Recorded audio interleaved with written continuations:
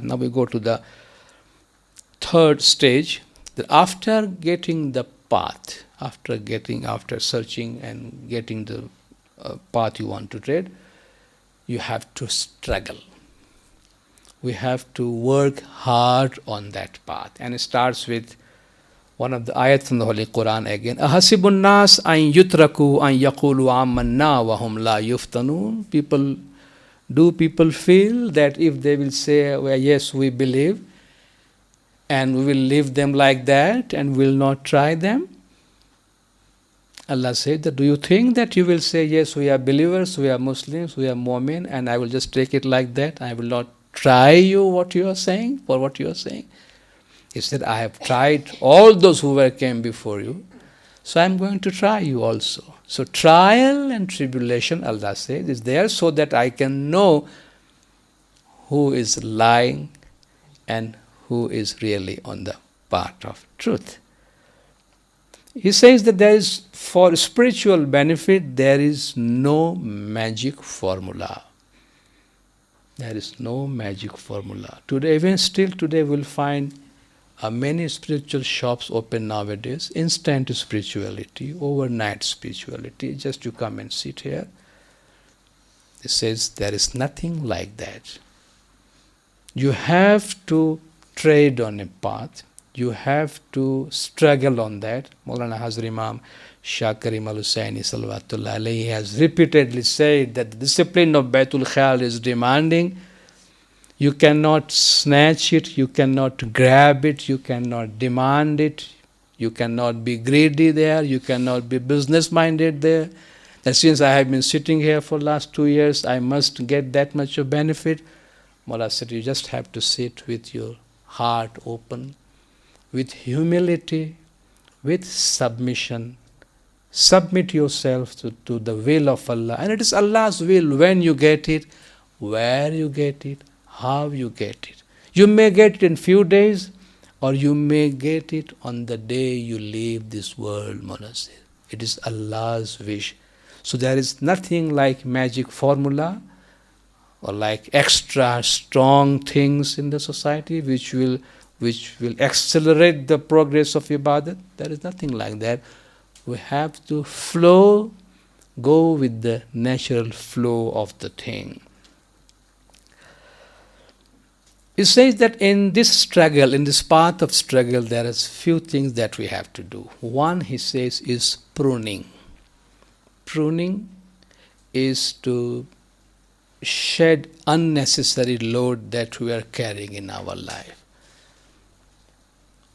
Remove the unnecessary burdens we are carrying in our life. We say in Urdu, सारे जहाँ का खंजर चले कहीं पे तड़पते हैं हम अमीर. खंजर चले किसी पे तड़पते हैं हम अमीर. सारे जहाँ का दर्द हमारे जिगर में है. So if something happens to someone, I get the pain because I am worried about everybody.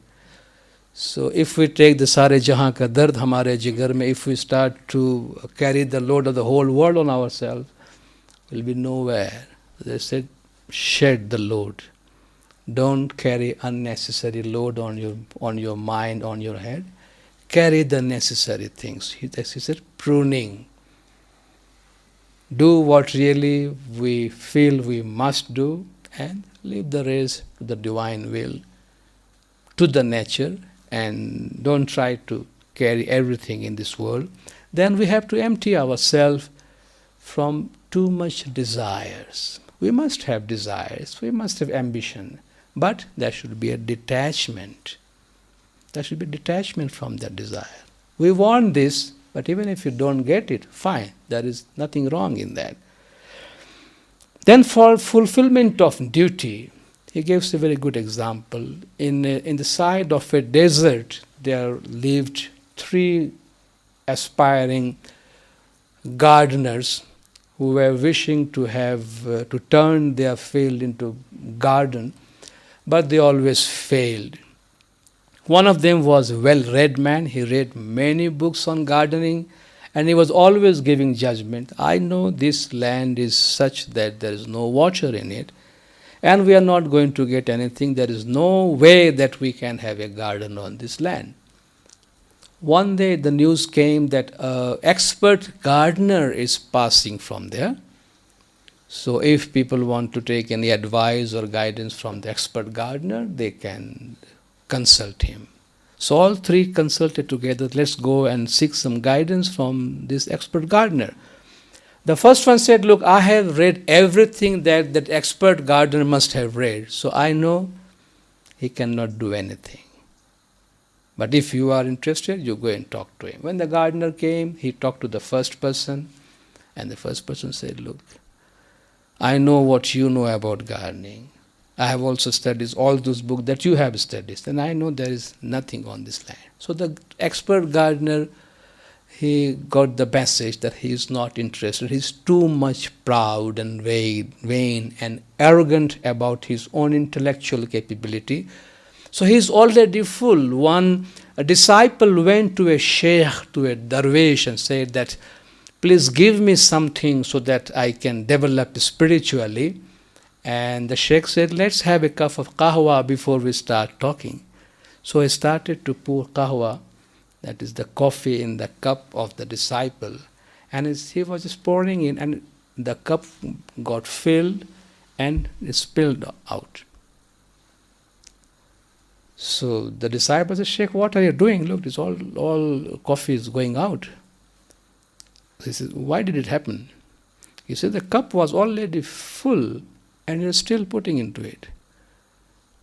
He said, look, if something is already full, if you try to put something in it, it will go out. So my dear child, you are already full.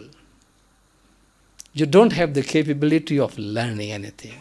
First go and empty yourself so that I can put something in you. The first one was a full cup. There was no space to put anything in. So he said, leave him. He is already intellectually very arrogant person. He went to the second person and he listened carefully. And that gardener told him that there is a chance that you can have a garden in your land. But I have to work secretly on your land for some days. He said, no problem, you can do. He worked there secretly for a few days. And while leaving, he said, look, I have fixed a lever here. Turn it every day on such and such time for such a duration. It's fine, I will do that. He went to the third gardener. He said, there is a chance of a good garden in your area, but I have to work quietly, secretly on your land for some days. He worked there, and again, while leaving, he said, look, I have fixed a lever there, so turn that lever every day on such and such time for such a duration. The first one was said, look, I told you he's going to make a fool out of you. I mean, they just cheat you. He doesn't know anything about the garden. The second man, he tried for a few days. He thought that there will be an instant result. I will turn the lever today, there will be a garden in my land tomorrow morning. That cannot happen. So he tried for a few days, few weeks, few months, and then as we all get frustrated from our ibadat, when we take bowl from Maulana Hazir Imam, we think that tomorrow morning we are going to get blessing. Amen, if it is Hazir Imam's wish, why not? But there is a course of nature. There is a natural course. And Imam never said that you will get it tomorrow. We have to work on that. We have to follow the discipline what Imam has given. So after a few months, we said, we don't have time. We have been sitting for such a long and we did not get anything. Remember one thing. Not a single moment of ibadat that we do goes waste. We are always growing spiritually. Like each and every moment we grow physically. We age physically. Each and every second we age, we grow. But we don't see our growth. We don't see we have been sitting for an hour now. We have grown for an hour in our age. But we do not see it. We have grown. But we have grown physically. Similarly, each and every moment in our ibadat, we are growing, but we don't feel that life, we don't feel our age. So it never goes waste. So he got frustrated, he left it. And the third one, he was just saying, I have committed that I will do it. I don't know whether it's going to produce a result or not. But he told me to do at least I can do my part of responsibility. So he kept on turning the lever every morning, every evening, as the expert gardener told him. So after a long time, one morning he saw that some green things are coming up on his soil. He thought that some leaves are there. He was so happy. After a few days, when the leaves grow, he saw, it's a symbolic thing, he saw the guidance written on the leaves what to do next. This is how Maulana Hazir Imam says, as you will grow in ibadat, you do not need anybody else to tell you that you are growing or not growing. Your ibadat will tell you. As sun rises and you know it is day, Mullah says, similarly you will know. You will not require anybody's instruction, what you are getting, what you are not getting.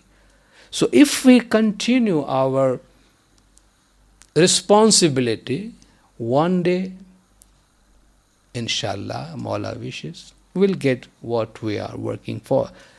Another thing which is required for this struggle, the path of struggle, is to remain constantly in the remembrance of Allah. One disciple went to a sadhu on the Himalayas and said that, tell me something very simple which a layman can practice for the spiritual development. I do not want to hear any big philosophical jargons which we don't understand. Just give a simple thing for a layman. He took a piece of paper and wrote attention. He wrote attention and gave him. He said, do you think that I have come from so many thousand miles just to see that you write this attention for me? He took the paper back and wrote attention. He said, what do you mean by this attention? He said, this is the minimum that you can do, is to remain attentive always. Pay your attention always, that you are always in the divine. We live, we move, we have our being in God. We are constantly in Allah. Look around and see what is oblivion, what is ghaflat, is not to know what is really happening. We are all with Allah. Each and everyone is sitting here. We all have the soul. We are all creation of Allah. Each and every second we have the feeling of presence of Allah. But it is the realization which is lacking, which is not there. So he said, attention, even if you want to see and practice, we can find the presence of Allah in the material thing. For example, we can talk to the things we have in our house, for example. Talk to your washing machine, for example, like a human being. Talk to your car. If the car is troubling, say, talk to him, please, please. I'm in hurry, I'm in trouble, don't be naughty with me. Just try. Treat the material things in your life with love and affection. You will see the better performance of them. You will say, missionary has gone mad today, I don't know what he is talking. He asking us to talk to the cars and washing machine and televisions and...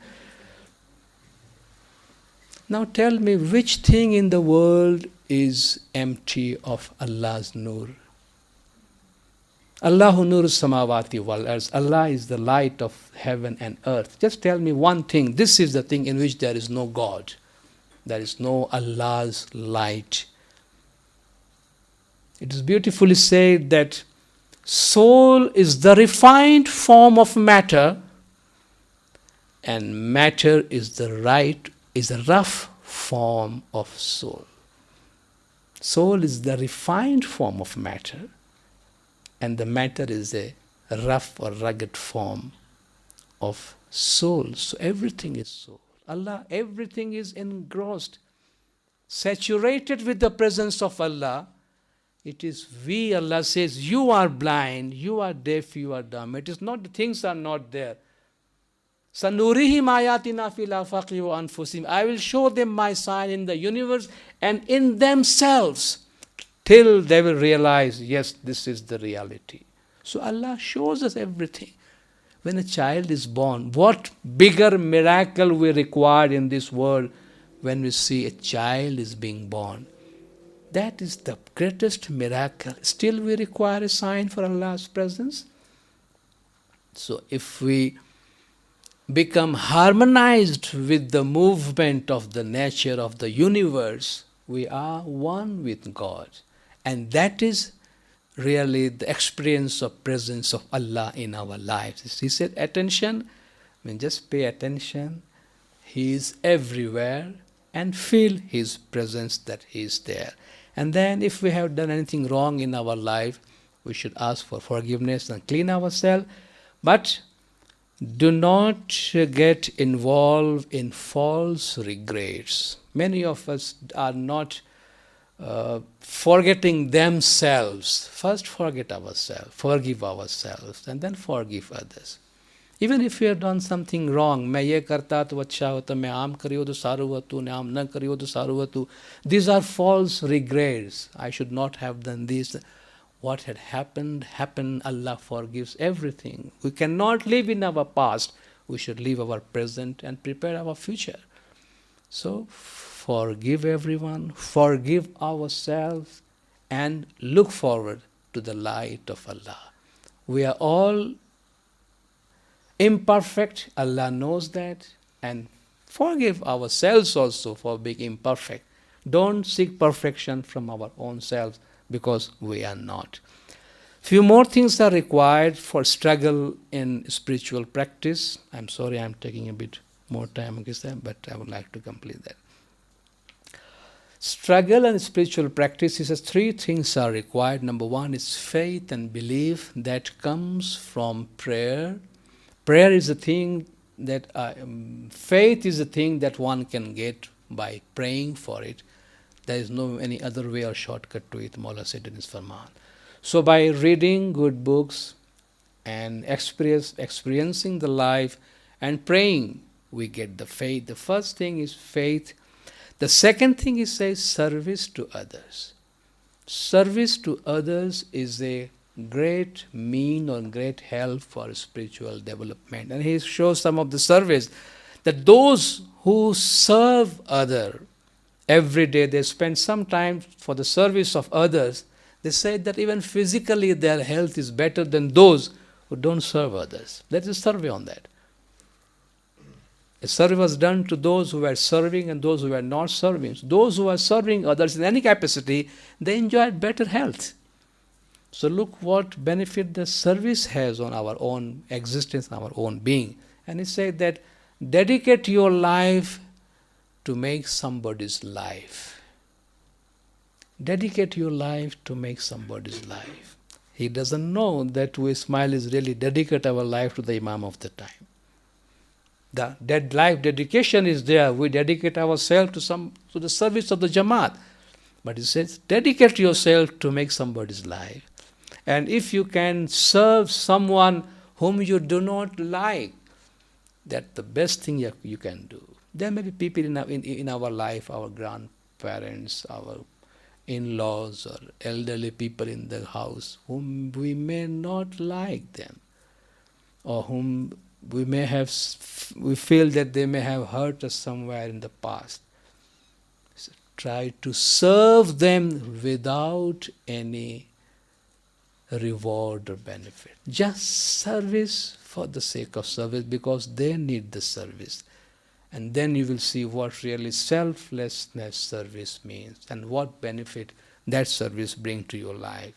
And third thing is that prayer and meditation, which is required. Prayer, he says, is conversation with God. And meditation is no person knows what I have kept hidden for them for the coolness of their eyes. No soul knows what I have kept hidden for them for the coolness of their eyes. He said the divine grace, divine blessings surprises human ambitions. Divine blessing surprises human ambition. We have our own limit of asking, but when He comes to giving and when He gives, we really feel ashamed. Oh, look what we asked and look what He can really give. What is the difference? What He can really give us, and look the limitation of our own thinking. We are so being mean in asking, mane dukan api de and mane mara paisa mari jaye and I just get that and I get passed in my exam. And when He gives,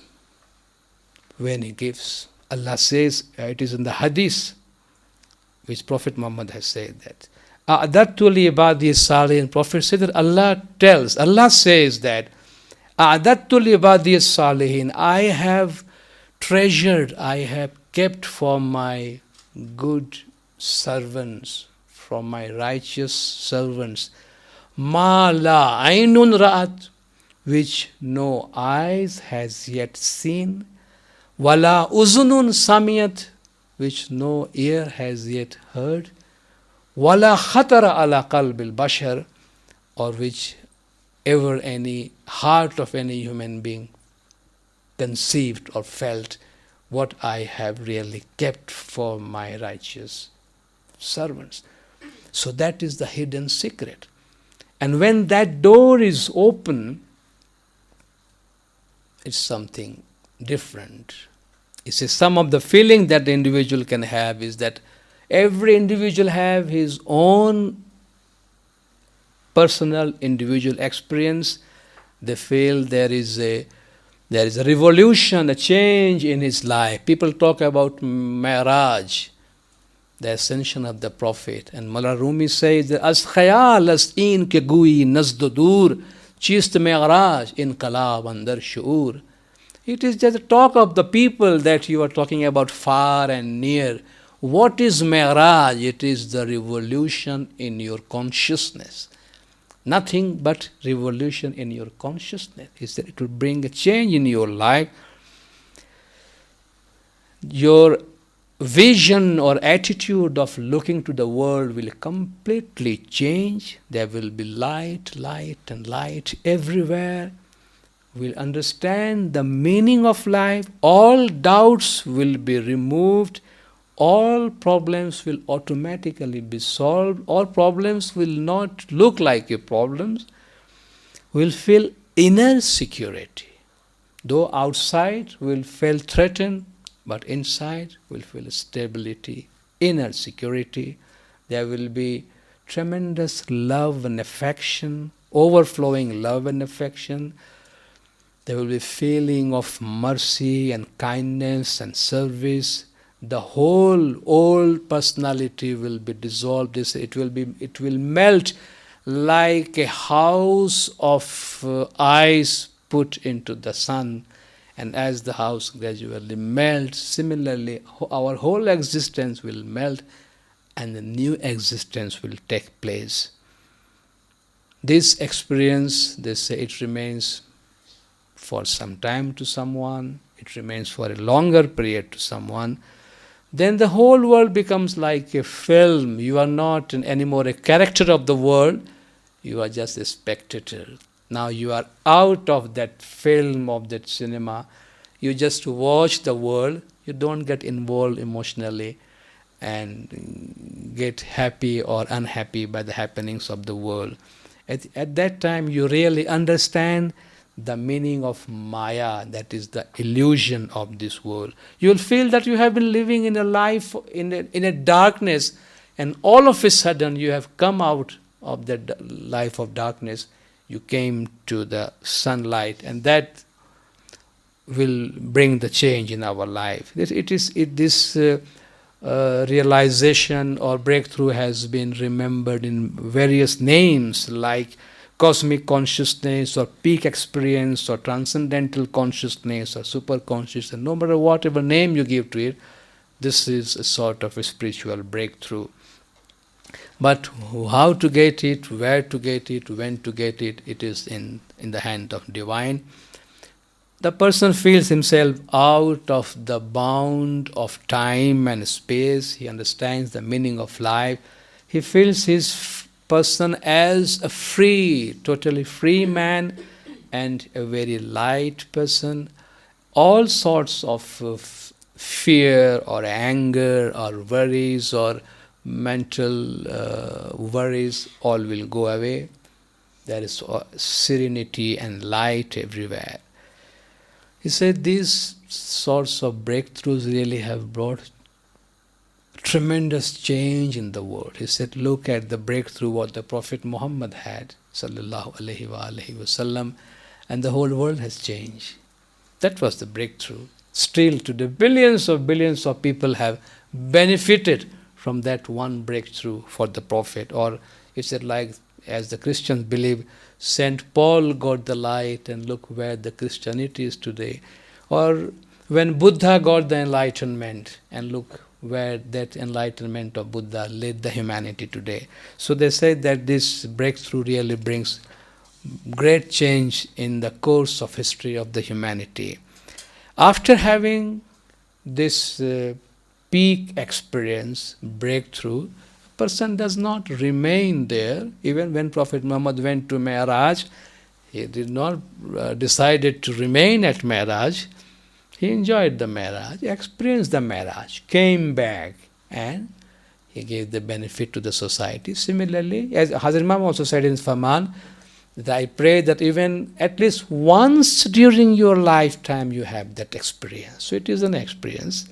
But after having that experience, the person comes back, which he calls return.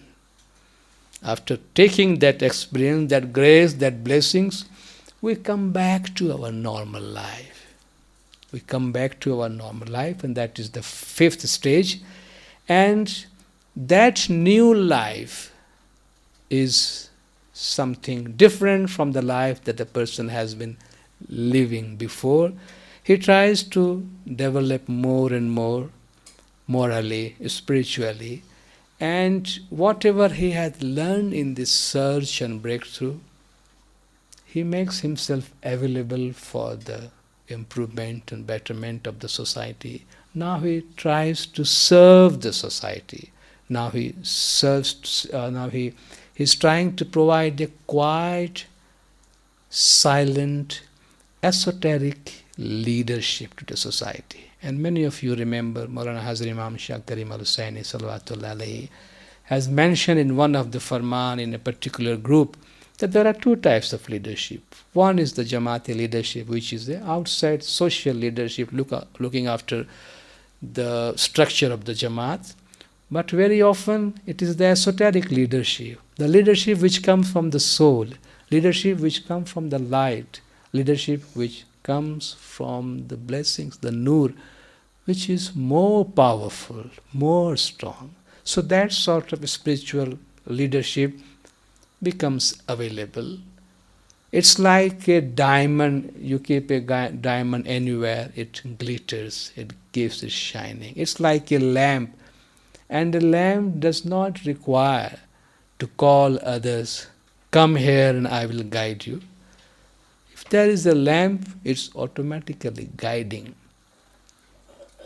A lamp does not require a signboard that, look, I am a lamp, come here, you will find light here.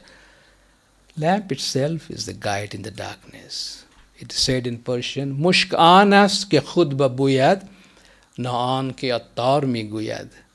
A musk or a perfume is the one which the fragrance itself tells you that I am the fragrance. It is not what the perfumer or the perfume seller tells you, this is a good fragrance.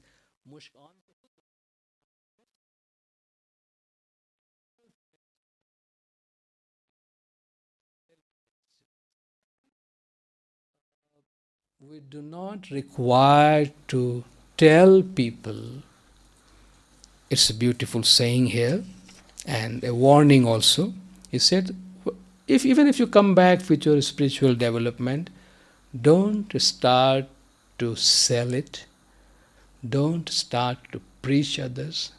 Don't start to give lectures to others, because you are not permitted to do that. That is your personal thing. He uses a phrase, spiritual materialism, which is called spiritual materialism. Those who are using their spiritual development to gain material development. After gaining spiritual progress, they use it to get material progress or material benefit for people. He said they are destroying their spirituality. And you will find in many places people claiming he is elevated in our Jamaat. We have a Pochelo culture in our Jamaat everywhere. Now how this Pochelo thing comes in our Jamaat? Who tells? Is there any farman or talika from Maulana Hazir Imam that such and such person is Pochelo in your Jamaat? He is elevated, go and seek guidance from him? No. Who does it? Either the person himself tells, and it says, anyone who tells you he is enlightened is not enlightened. Anyone who tells you, this is what Hazimam has said, the Baitul Khayal and Ibadat and progress and realization is something you cannot talk. Even if you want, you cannot talk. If you talk, people will think that you are mad. Imam said, even if I, as Imam of the time, try to explain to you, I will not be able to do that. Even Imam never says that. And has Imam ever said that he is Pochelo? Imam guides us spiritually, but has Imam ever claimed that he is an elevated soul? He is just Imam. He is Imam. And we know what Imam is. Then who gives this authority to individual who says that we are Pochelo? And sometimes the individuals themselves are very quiet, but sometimes our friends become our enemies. Our friends become our enemies. They damage our spirituality. If somebody has progressed spirituality, and some people in the Jamaat, they may have sensed, oh, this person is very regular in Jamaat Khana, sits in Bangi, very quiet, there is light on his face, he must be an elevated soul. So somebody goes to him, Tame bo ponchila lago cho, tame bo ibadat karo cho, you are so nice and so it looks that you are elevated, please guide us. And the person feels, oh, thank you very much for telling me that I am elevated, so I did not know that. Now what happens? That maybe we feel flattered. But 2, 3, 4 person comes and they started to treat me as their guru, and we feel they're doing some favor on us. They're doing some good to us. They're making us famous in the Jamaat, but practically they are becoming our enemies. These disciples are becoming our enemies. They are destroying our spirituality. They make us do something which we are not supposed to do. So, we should keep away from these things. Only those like Peers and Paigambars and the Walis who had the izn, that is the order, command, permission from the Imam of the time to do dawah or to do spiritual preaching, only they can do it. That's why Hazrat Imam has said, never discuss about bandagi among yourself. This is your personal, this is your individual, this is your own. You cannot discuss it, you cannot share it, you cannot give it to it. The moment you start discussing it, if you discuss it, Mawla says, if you discuss it among yourself, you will lose it. This is quote unquote. If you will discuss among yourself, you will lose it. So, we have to be very careful. Those who have been given more blessings, more are expected from them in terms of discipline. They are more required to abide by the guidance and farmans of Maulana Hazir Imam. So this is how the journey of the 5 stages of the soul completes. That is, it says that there are as many doors for spiritual progress as many hearts are there. Each individual has his own way, own door to reach to the divine blessings. And when we come back, we come with love, affection, service, humility, more ibadat, bandagi, ethics that we do in our own lives. And without telling people, people take examples from our life, they take benefit from our life. And I end with this Quranic ayat in which talks about the return. Allah says, Ya ayyatuhan nafsul mutmainna, O contented soul, O satisfied soul, Allah says. Ya ayyatuhan nafsul mutmainna, O contented soul, irji'i, come back, return, ila rabbiki, to your Lord. Raziyatam marziya, in a state that He is happy with you and you are happy with Him. Fadkhuli fi ibadi, enter into the world of my beloved. Fadkhuli jannati, enter into my heaven. So this is how the spiritual journey finishes, and I thank you very much for giving this opportunity to be with the Jamaat once again. Sorry for keeping you sitting for such a long time. Once again, we thank Namdar Council, Namdar Tariqa Board, and Mukhi Kamare Saiban of both the Jamaat and all the members of the Jamaat for being so kind to give us the opportunity to be with you and honoring us with your presence for these 2 days. If we have done anything or if we have said anything which we should not have done or should not have said, please have a big heart and forgive us. Thank you very much. Yes. If you still have left with some stamina to ask questions.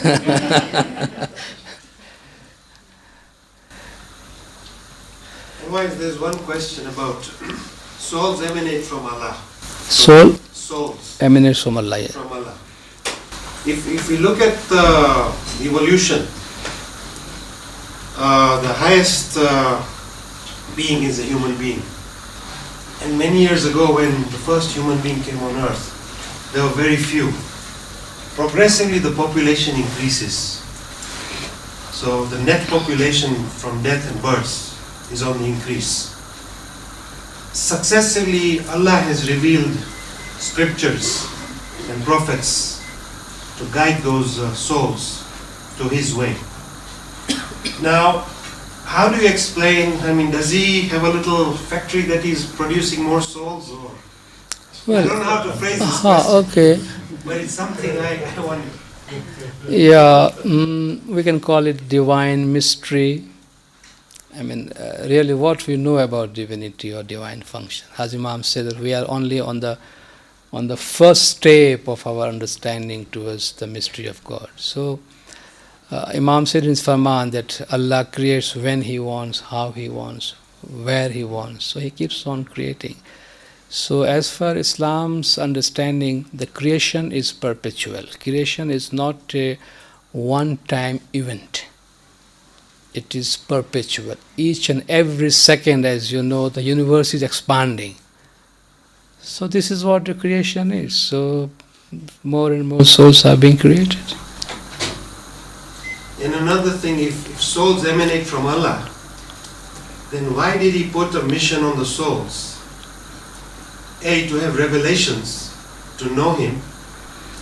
And why could He not have, is there any way where we can find His purpose? Although you mentioned it's mysterious, do we know His purpose or why He puts us into the ocean of Maya and then says, okay, now these are the tools of revelations, come and know me? Well, I think one of the purposes is to give more and more strength to the soul. So the soul is on an eternal journey, and one of the purpose Allah says is وَمَا خَلَقْتُ الْجِنَّ وَالْإِنسَ إِلَّا لِيَعْبُدُونَ, I have not created man and jinns but to worship me. And Allah has also given guidance. It's like the father or the parents send the children to do some work and exercise so that they get more and more, they get stronger and stronger. One of the explanation can be like that. But it's very philosophical, and as you know, for hundreds of years philosophers are trying to solve the mystery of really the purpose of creation and nature of the soul and the relationship of God with the souls. It's a long topic, really. Long topic. Mugisa. Is there any certain way that you have to sit in your bandagi to, I'm not saying to have a maximum benefit, but to, I mean, there's a lot of times that, people say that, this is the way you have to sit, or your hands have to be together, or whatever. Is there a certain way, or?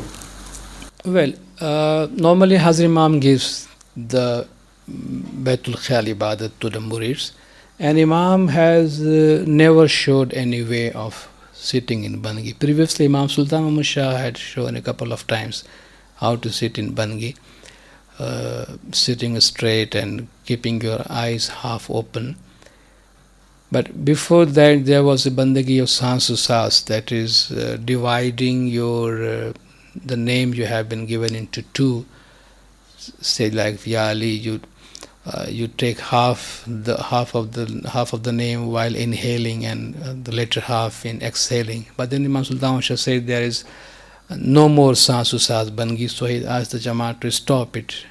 So Sansusas Bandagi is no more practice, and he asked not to have the physical imagination of Imam. Hazrat Imam messages to concentrate on the bowl and the meaning of the bowl. But when Imam does not show any particular way of sitting in Bangi, which means that Imam keeps the option open for the murid, and Imam said, sit comfortably, breathe naturally.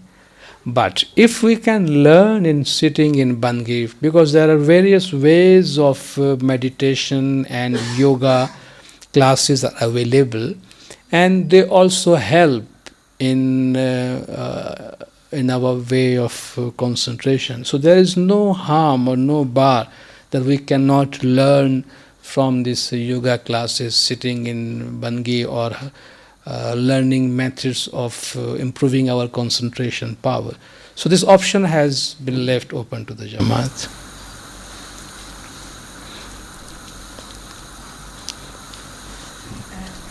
Yes.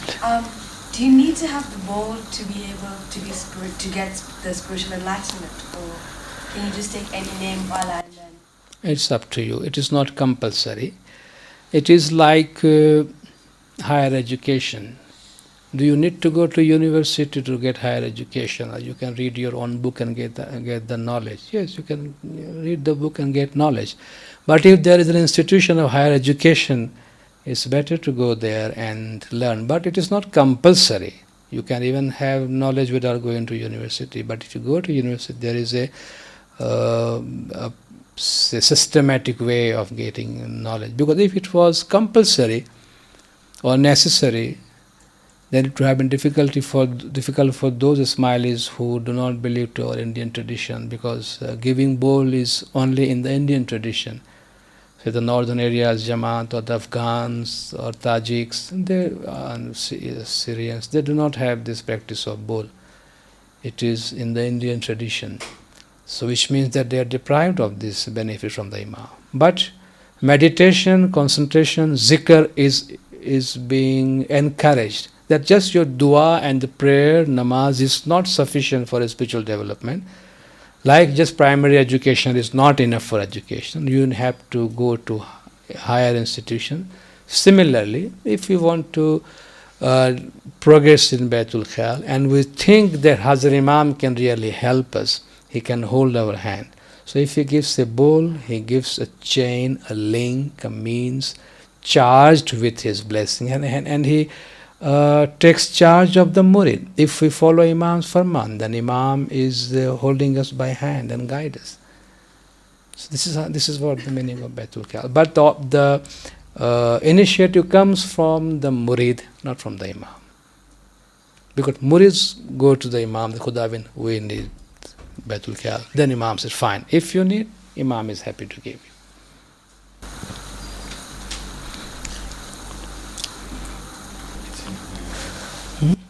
Okay. Thank you very much once again. Yari Madar.